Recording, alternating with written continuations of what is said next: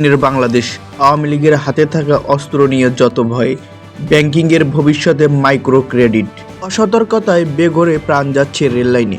দৈনিক সময়ের আলো। তালাবদ্ধ নগর ভবন। এনসিপিতে ভিড়ছে আওয়ামী লীগ নেতাকর্মীরা, কি ভাবছে বিএনপি? এদিকে হিটু শেখের মৃত্যুদণ্ড। দৈনিক মানবকণ্ঠ।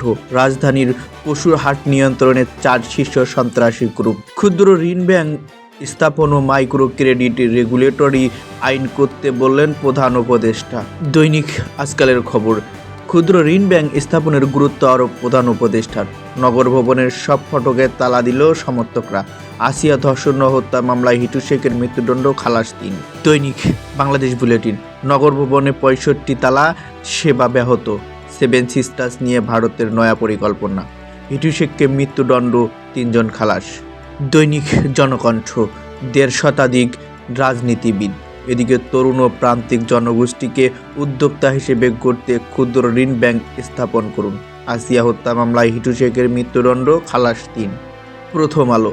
বরাদ্দ কমছে শিক্ষা, স্বাস্থ্য, আকর্ষণ হারাচ্ছে জাতীয় জাদুঘর, কমছে দর্শক। দৈনিক ইত্তেফাক।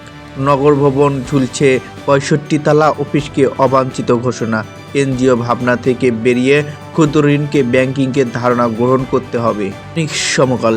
ঢাকায় রাজউকের এক পরিদর্শকের 36 ফ্ল্যাট অবরুদ্ধ, নগর ভবন, উপদেষ্টা সচিবকে অবাঞ্ছিত ঘোষণা। পশু নিয়ে প্রশ্ন ভারতের মানবাধিকার কর্মীদের। দৈনিক যুগান্তর। যমুনামুখী লং মার্চের হুঁশিয়ারি। হিটু শেখের মৃত্যুদণ্ড, স্ত্রী ও 2 ছেলে খালাস।